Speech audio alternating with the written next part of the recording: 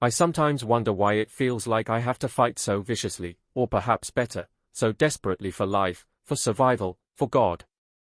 But of course, the opposite of desperation, or fiery zeal, is indifference. Where are you, God? I am a stone's throw away from you, he says. Why are you there? And he may answer, because you put me there. So, I wonder about the locality of God. The answer has to do with realness. And the dimensional processes or agencies, or interfaces have realness as part of their equation. Once in a dream I went through some portal and saw Jesus standing there, but he was made of plastic and he danced for me as though a puppet on a string, and then he turned into his real body. So I wonder if the locality of God in relation to me can be to my advantage. Does he help differently when I can place him in front of me? The things on television and the internet, with its wildness and distraction, causes the singular frequency of gleeful derision. And this gleeful derision causes lack of clarity in our minds, the absence of the stillness of realness of focus which we need for our survival. I wonder if we can place God.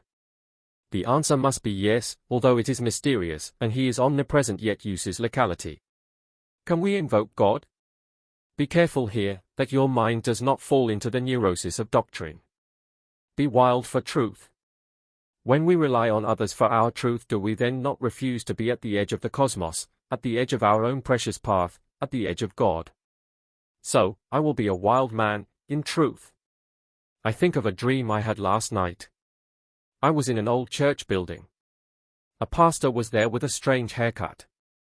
Another speaker spoke a little, and he, even more, had a strange haircut, shaved on one side, wild patches here and there, and in the dream I knew the man had his hair cut like this for a fashion, for a purpose of wildness, so that people would be impressed with him.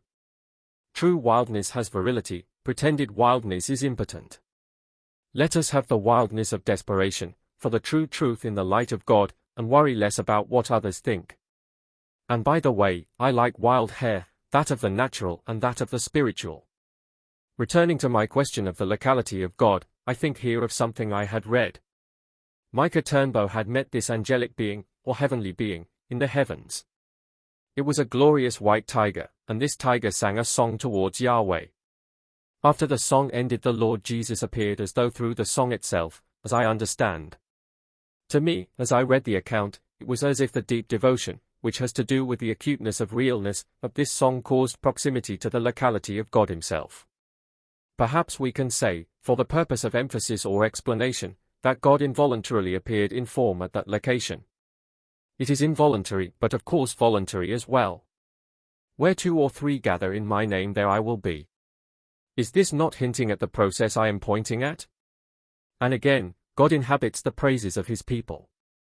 Here, for the sake of the point, I will say, God is automatically invoked, even voluntarily, inside the praises of his people.